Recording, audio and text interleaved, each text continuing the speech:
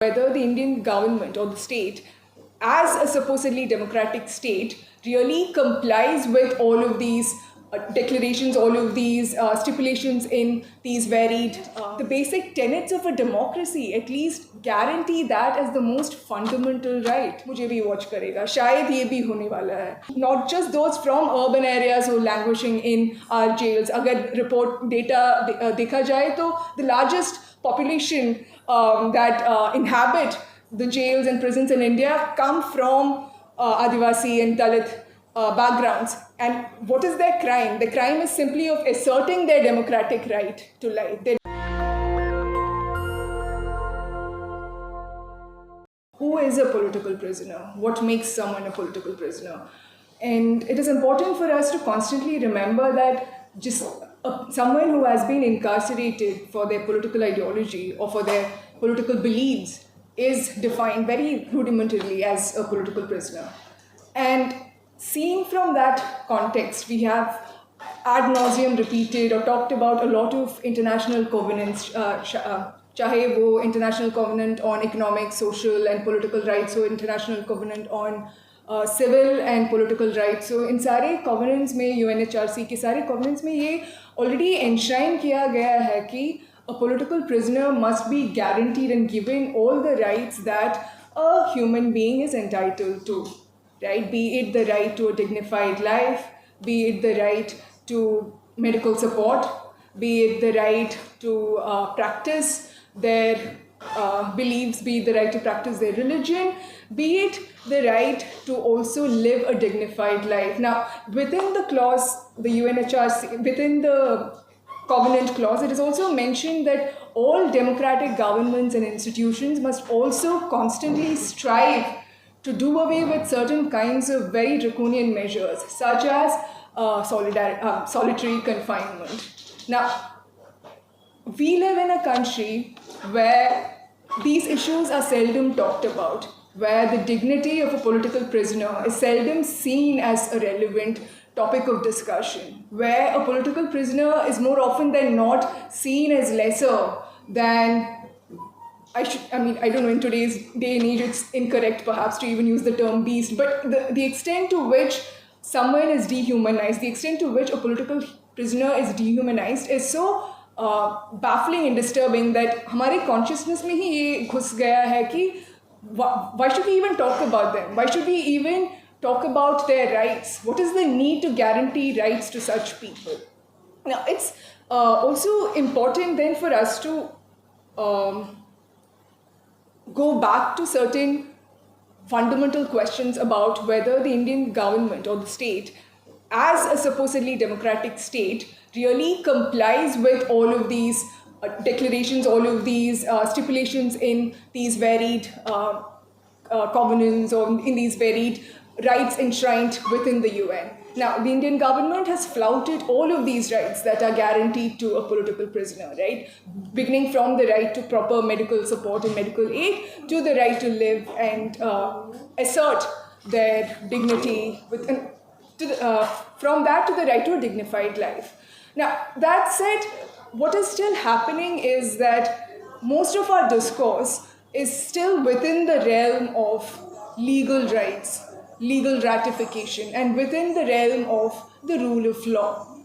And what happens when we reiterate this aspect is we tend to gloss over the political nature of law. I'm not a lawyer, I'm not a student of law, but it has to be constantly reiterated that law is also political. We must constantly go back to the question where we ask, what is the relationship between an individual, between a human being and law? What is the relationship between the state and the human being who inhabits that state, or an individual as a member of that society which that state claims to be responsible for?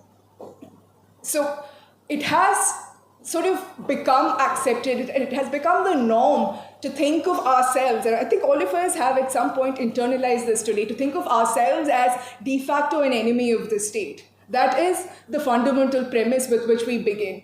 And within that assumption lies the unfortunate reality that very often law and other kinds of state institutions which are there to guarantee the democratic rights of people are very often abused or misused by those in power to further their interests.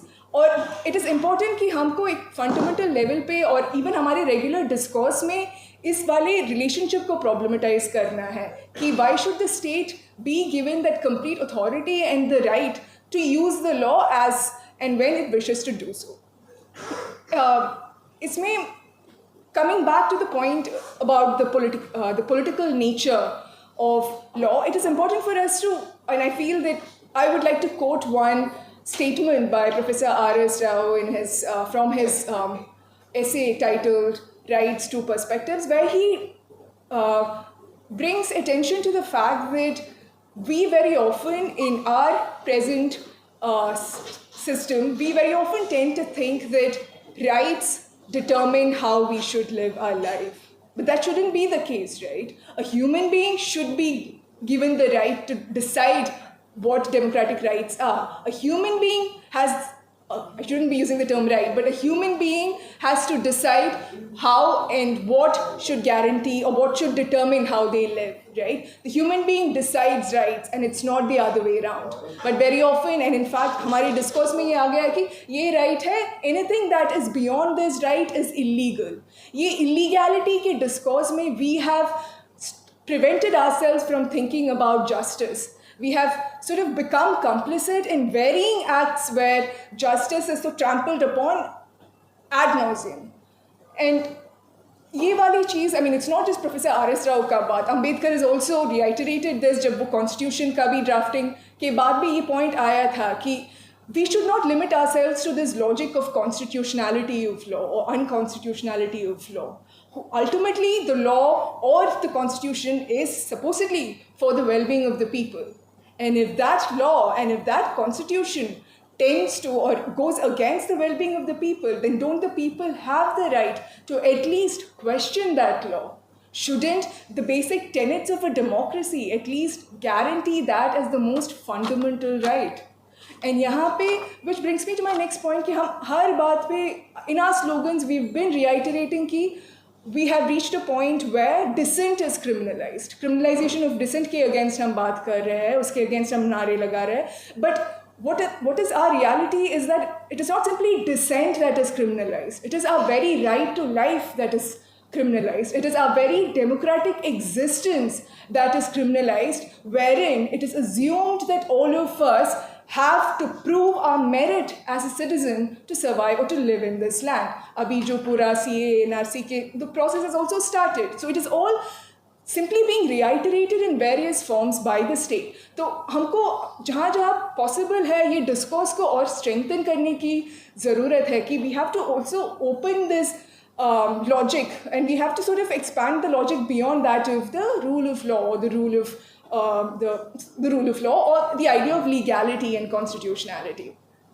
उसके साथ साथ I also want to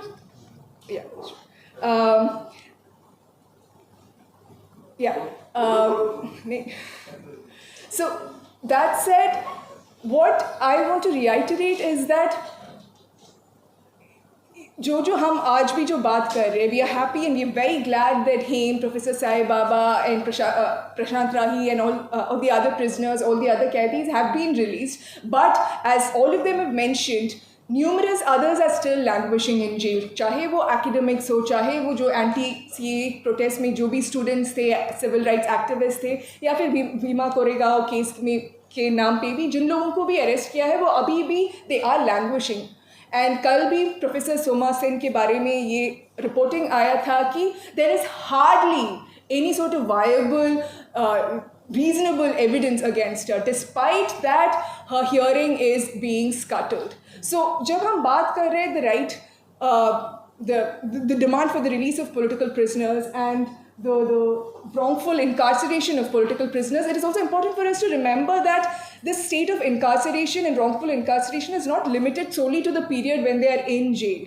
ये पूरा उनकी jail से रिहाई होने के बाद भी एक्सटेंड हो रहा है. जैसे कि हेम के कॉन्टेक्स्ट में भी जैसे बात हुआ था, it sort of the state sort of ensures that there is no possibility for that individual to integrate into this society in a dignified, respectful manner. In addition to that, the state also creates or uses its most favorite weapon, which is the fear of association. Most of us who come for these programs, most of us who go to meet our friends who were previously arrested or who were wrongfully arrested, very often go with this thought in our mind कि शायद मुझे भी watch करेगा, शायद ये भी होने वाला है. So this sense of, the state really uses that to break our solidarity, break our sense of unity, and I think it is important for us to reiterate that we will all come together to demand the release of not just those who are languishing, not just those from urban areas who are languishing in our jails. Agar report data dekha jaye to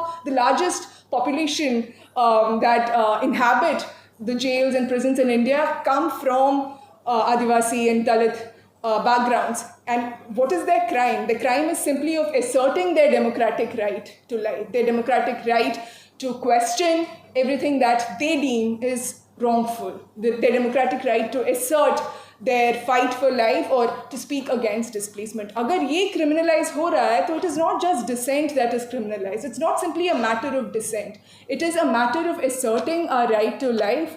And with that, I would like to conclude my speech, and I'd like to also reiterate the demand for the release of all political prisoners on behalf of the Committee Against State Repression and the repeal of all draconian laws and conditions. National Dastak की आपसे गुजारिश है कि अगर इसको बचाना चाहते हैं तो नेशनल दस्तक को सब्सक्राइब करने के लिए रेड कलर के सब्सक्राइब बटन को दबाएं, फिर बेल आइकन की घंटी दबाएं. नेशनल दस्तक को बचाने के लिए बहुत जरूरी है कि हर खबर को शेयर करें, लाइक करें, कमेंट जरूर करें.